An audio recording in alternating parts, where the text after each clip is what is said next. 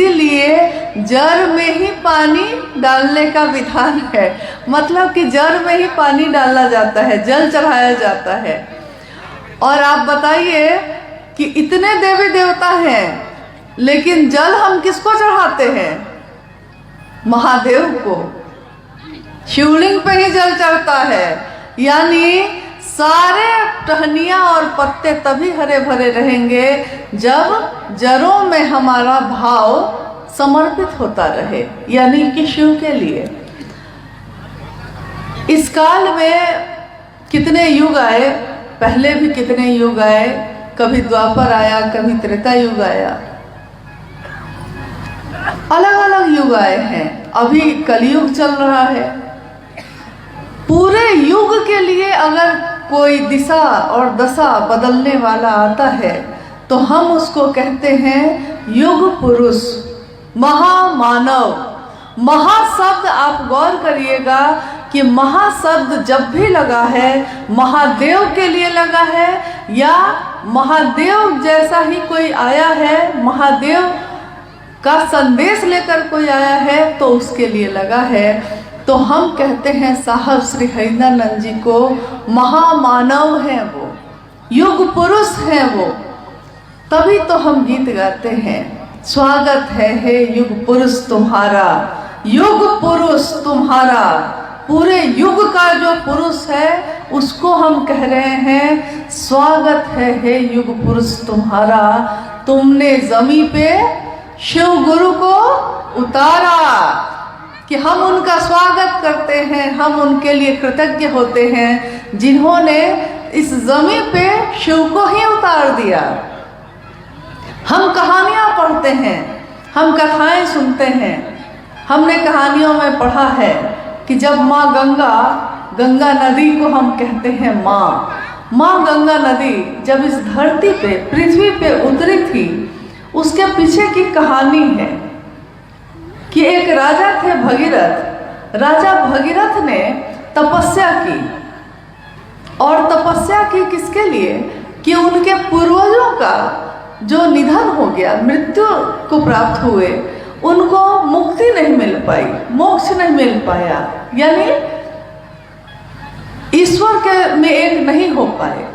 तो लोगों ने कहा कि अगर गंगा का पानी आपके पूर्वजों की अस्थियों को मिल जाए तो मुक्ति हो जाएगी। और ये सुनकर राजा भगीरथ ने तपस्या शुरू की।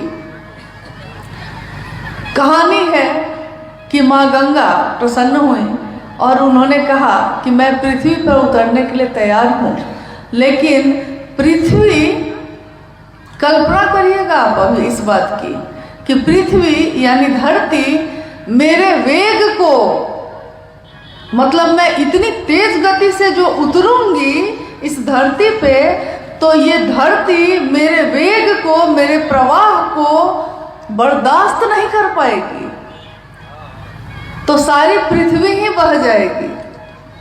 तो मैं उतरना तो चाह रही हूँ, तैयार भी हूँ, लेकिन उतरूँ कैसे, क्योंकि पृथ्वी ही बह जाएगी। तब कहानी है कि राजा भगीरथ ने शिव की तपस्या की और निवेदन किया। जब शिव प्रकट हुए तो उनसे निवेदन किया कि ऐसा ऐसा मामला है प्रभु, और माँ गंगा तो उतरने को तैयार है, लेकिन कहती हैं कि मेरा तेज, मेरा प्रवाह धरती बर्दाश्त नहीं कर सकेगी।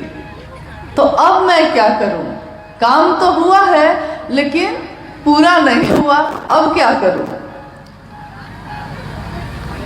तो महादेव ने कहा कि अरे इतनी सी बात है, और कहानी है, कहानियाँ प्रतीक होती हैं, कहानियाँ सच भी होंगी, कहानियाँ कभी हमें कुछ सिखाती भी हैं। तो कहानी है कि महादेव ने अपनी जटाओं को खोला और गंगा को कहा कि उतरो, जितना वेग है, जितना तेज है, जितना प्रवाह है, उतने तेज के साथ उतरो। और शिव की जटाओं में इतनी तेज वाली गंगा कहाँ समाती चली गई पता ही नहीं चला।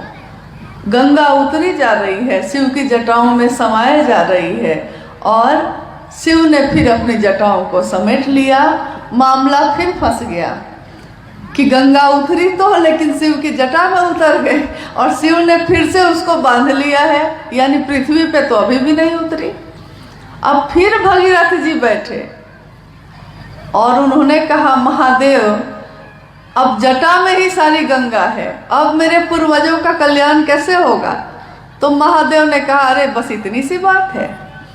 और कहते हैं कि महादेव ने अपनी एक तरफ की जटा थोड़ी सी हटाई, गंगा का पानी पतली धारा के रूप में वहां से निकला और एकदम उसका सारा तेज शांत, सारा प्रवाह एकदम शांत, सारी गति एकदम सामान्य होकर धरती पे उतर गई। धरती पे उतरी, राजा भगीरथ के पूर्वजों का कल्याण हुआ, मुक्ति और मोक्ष मिला। कहानी है ये। तो आज भी हम कहते हैं कि भगीरथ ने गंगा को जमीन पे उतारा तपस्या से, अपने पूर्वजों का कल्याण किया। लेकिन इस सारी कहानी में हम भूल गए कि इस सारी कहानी में गंगा का इतना तेज महादेव के लिए कोई बहुत मामूली सी बात थी, और उनका रिसाव यानी उनका धरती पे उतरना ये भी महादेव के लिए बहुत आसान बात थी। तो बड़ी से बड़ी गति को, बड़े से बड़े तेज को, बड़े से बड़े प्रवाह को जो महादेव पल में, क्षण का भी क्षण नहीं लगता, सेकंड का भी सेकंड नहीं लगता, और उसको अपनी जटाओं में शामिल कर लेते हैं। आप कल्पना करिए सिर्फ कि इस धरती पे उस शिव को ही उतारा है साहब हरिंद्रानंद जी ने, तो उस साहब हरिंद्रानंद जी की ऊर्जा क्या होगी जिसने शिव की शिष्यता को ही जमीन पे उतार दिया है।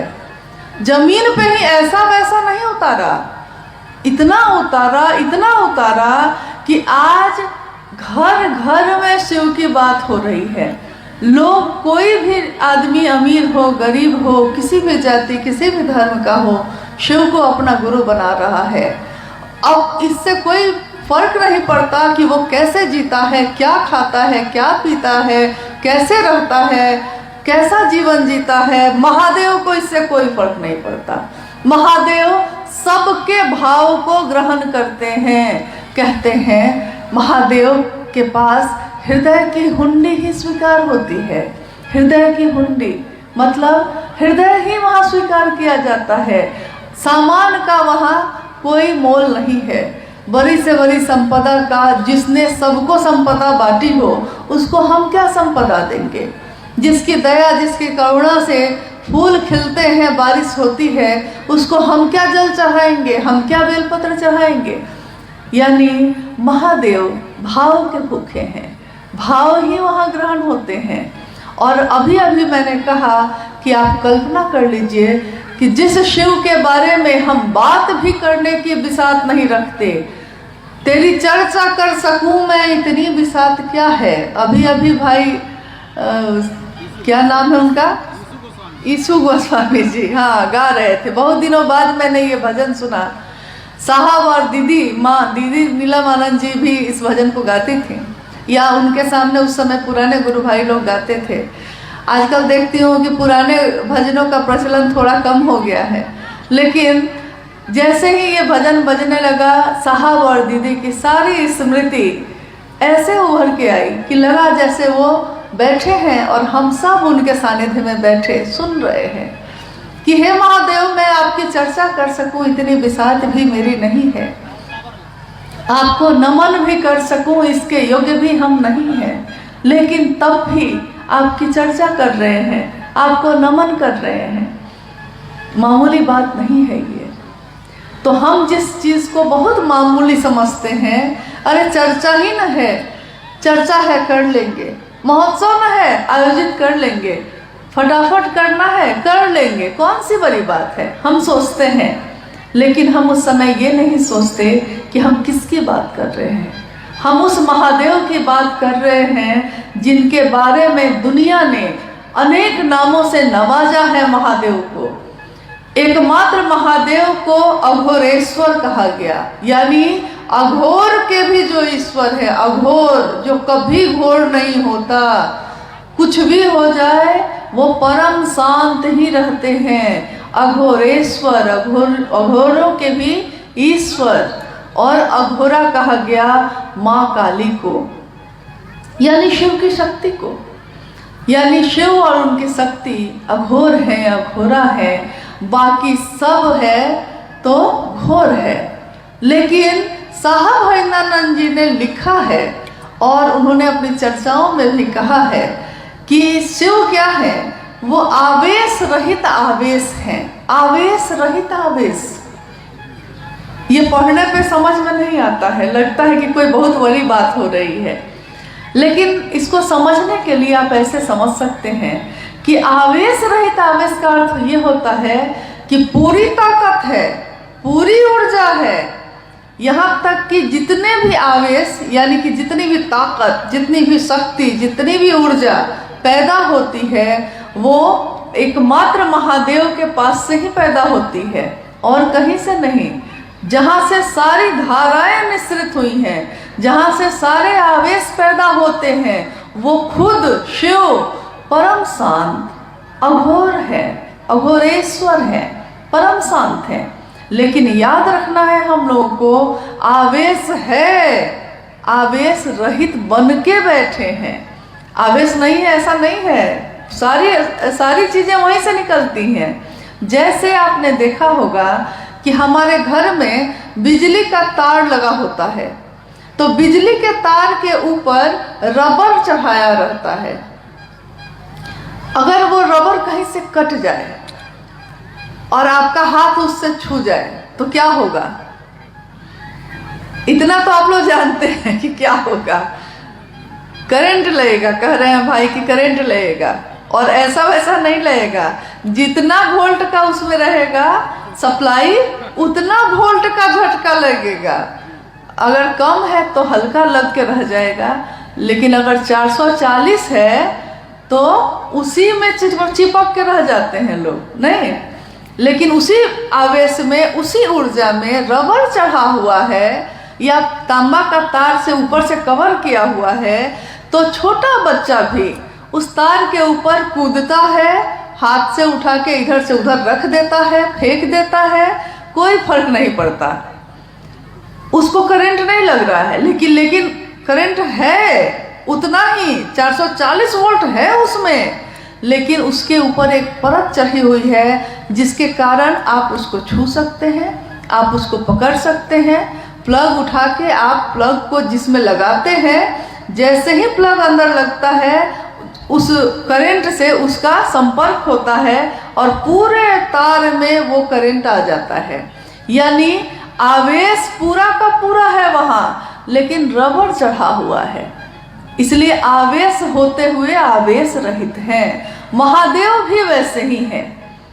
सारे काल को भी जिससे डर लगता है, सारी ऊर्जा का जहाँ से अक्षर स्रोत है वो, लेकिन हमारे आपके जैसे लोगों को के लिए कि हम उनको सुन सकें, हम उनको महसूस कर सकें, हम उनके बारे में बात कर सकें, वो महादेव आवेश रहित होकर बैठा है। तो दुनिया ने कहा कि भोला है ये, भोला बाबा, और किसी को कहा है दुनिया ने, सबको कहा है भगवान है, कोई गलती हो गई तो बड़ा दंड मिलेगा। लेकिन महादेव को तो हम शुरू से बाबा ही समझते आए हैं। महादेव तो अपने हैं, महादेव तो ऐसे हैं जिनको कैसे भी जल चढ़ाइए वो खुशी हो जाते हैं। यहाँ तक कि साहब ने एक बार एक कहानी सुनाई।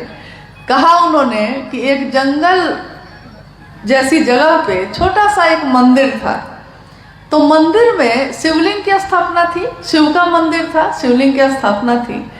तो चूंकि अब शिवलिंग है तो रात में वहाँ कोई रहता नहीं था कि कौन क्या लूट के ले जाएगा, और मंदिर में बड़ा पहरा रहता है, लेकिन जहाँ पे शिवलिंग की स्थापना हो वहाँ कोई पहरा नहीं रहता, क्योंकि सबको लगता है कि यहाँ से लूटेगा भी तो क्या लूटेगा, सोना चांदी तो है नहीं यहाँ। लेकिन ऐसा हो गया कि वहाँ किसी भक्त ने भाव में आके वहाँ सोने की घंटी लगा दी। अब जंगल में है, लेकिन तब भी उसके पहरा के लिए कोई वहाँ नहीं रुका। एक रात की बात है, एक चोर जिसका पेशा था चोरी करना, चोरी करके ही वो अपने घर को चलाता था, चोरी करने निकला। सब घर में वो अपना देख लिया, बेचारे को कहीं पे मौका नहीं मिला चोरी करने का, चोरी नहीं कर सका। अब बेचारा थक के, है वो चोर लेकिन है तो इंसान, भूख तो उसको लगती है, परिवार को तो भोजन उसको भी देना पड़ता है। तो जंगल के तरफ निकल गया और रोने लगा बैठ के कि हर जगह आज चले गए, कहीं कुछ नहीं मिला। तभी अंधेरे में वो जो सोने का घंटा लगा हुआ था, वो अंधेरा में सोना है चमका। तो देखने गया कि क्या चमका भाई अभी, तो उसने देखा कि सोने की घंटी लगी हुई है। नीचे पूरा अंधेरा था, तो सोना जैसा लग रहा है ये। उसने सोचा कि आज कुछ नहीं मिला तो चलो इसी घंटी को उतार लेते हैं और इसी को बेच के अपना काम चला लेंगे आज। अब नीचे क्या है उसको दिखाई नहीं दिया, और नीचे तो था शिवलिंग। उसने सोचा कि ईंटा या चट्टान कुछ है, पैर से ऐसे ऐसे अंधेरे में टटोला, कुछ दिखाई नहीं दिया, तो देखा कि ऊंची कोई जगह है लगता है, तो पैर को उसी पर रख के खड़ा हो गया और घंटी जो पकड़ा तो घंटी बजने लगी, टन टन टन टन। कहानी है कि महादेव प्रकट हो गए। महादेव ने कहा, मांगो क्या मांगते हो भाई, मैं तुमसे अति प्रसन्न हूँ। चोर घबरा गया, उसको लगा कि मेरे साथ ये क्या हो गया, आज तक तो ऐसा कभी हुआ नहीं, मैंने कोई भक्ति नहीं की, मैंने कभी महादेव का नाम भी नहीं लिया, और सीधे महादेव प्रकट होके कहते हैं कि अति प्रसन्न हूँ, ऐसा मैंने क्या कर दिया। तो उसने कहा कि प्रभु मैंने तो आपके लिए कुछ नहीं किया। महादेव ने कहा कि अरे क्या बात करते हो, लोग मुझ पे जल चढ़ाते हैं, धतूरा चढ़ाते हैं, बेलपत्र चढ़ाते हैं, तुमने तो अपने आप को ही चढ़ा दिया है। तो कहते हैं कि कहानी है कि भाई चोर ने जो मांगा मिला और वापस चला गया। सोचिए महादेव जिससे सारे देवी देवता डरते हैं, जिसकी पूजा राक्षस भी करते हैं, दुनिया जिनके आगे झुक के नमन करती है, वो महादेव किसी भी तरह से प्रसन्न हो जाते हैं। तभी मैंने कहा कि भोला कहते हैं हम उनको। और साहब श्री हरिनानंद जी ने उस शिव को जमीन पे उतार दिया। तो ये कौन सी तपस्या की होगी उन्होंने, और किन लोगों की मुक्ति और मोक्ष के लिए ये काम किया होगा, क्योंकि राजा भगीरथ ने तो अपने पूर्वजों के लिए किया था, लेकिन साहब हरिनानंद जी ने मेरे आपके जैसे असंख्य लोगों तक, जिसके पास भी ये संदेश पहुंचता है कि शिव मेरे गुरु हैं, तुम्हारे हो सकते हैं, उन असंख्य लोगों तक ये बात पहुंचाने की बात की है। और प्रतिदिन लाखों व्यक्ति, लाखों लोगों से, यहाँ तक कि इस पल जब यहाँ ये चर्चा घटित हो रही है, इस समय में भी कितने जगह पे कोई ना कोई गुरु भाई, कोई ना कोई गुरु बहन अभी अपने गुरु की बात कर रहा होगा और शिव के शिष्य होने की घोषणा हो रही होगी उसकी। जागा जागा महादेव से वो जगह जग रहा होगा। आज भी, अभी भी, यानी पल प्रति पल, प्रतिदिन लाखों की संख्या में शिव के शिष्यों की घोषणा हो रही है, शिव की शिष्यता बढ़ती चली जा रही है। लेकिन आपने कभी सोचा है कि क्या मेरे करने से ऐसा हो रहा है, या आपके करने से ऐसा हो रहा है, या जो आज घोषणा कर रहे हैं उनके करने से ऐसा हो रहा है? जी नहीं। इसमें ऊर्जा उसी की काम कर रही है जिसके तार है हम लोग, बस और कुछ नहीं है हम लोग। तार जिस दिन कट गया ना, तो बिजली का सप्लाई भी बंद हो जाएगा। हम लोग बस तार हैं, साहब उसका ट्रांसफार्मर है, और हम लोग के पास जितना हम सह सकते हैं, जितना हम बर्दाश्त कर सकते हैं, उतना सप्लाई वो देते रहते हैं। ऊर्जा शिव की जो उनके दिल में उतरी, जो नमः शिवाय के रूप में सांसों में उतरी, उसको उन्होंने विश्व मानव के कल्याण के लिए, विश्व मानव के लिए कि वो शिव का शिष्य हो सके, इस धरती पे उतारा। और आज चाहे वो गढ़वा का जंगल हो, पहाड़ हो, घर हो, शहर हो, या दुनिया का कोई कोना हो, आज महादेव की बात हम कितने गर्व से करते हैं, कितनी खुशी से करते हैं। सोचिए, जब इतनी खुशी से करते हैं और वो महादेव सब कुछ देने वाला है, तब हम दूसरों के पास क्यों भटकते हैं। कभी कभी कोई कहता है कि कोई महादेव को छोड़कर उधर चला गया, कोई महादेव की शिष्यता छोड़कर उधर चला गया, यानी किसी और मत में, किसी और चीज़ों में चला गया। मैं हमेशा सोचती हूँ उस समय कि कहते हैं कि कल्पतरु है वो। कल्पतरु का अर्थ होता है एक ऐसा पेड़ जिसके नीचे जब आप खड़े हो जाइए तो आपके मन में जितनी इच्छाएं पैदा होंगी वो सारी इच्छाओं की पूर्ति करता चला जाता है। कल्पतरु है शिव, और शिव के छाया के तले खड़े होकर, शिव के नीचे खड़े होकर हम भिक्षा का पात्र लेकर दूसरों के सामने क्या मंडरा रहे हैं। कौन है उनसे बड़ा। एक बार एक फकीर एक राजा के पास गया, राजा के दरबार में गया। फकीर बेचारा बहुत आर्थिक संकट में था तो फकीर, जीवन में कुछ था नहीं, अब खाने को भी नहीं था। उसने सोचा क्यों नहीं राजा के पास चलते हैं, राजा तो प्रजा की रक्षा करता है ना, तो राजा कुछ तो दे देगा मुझको। तो राजा के पास चला गया।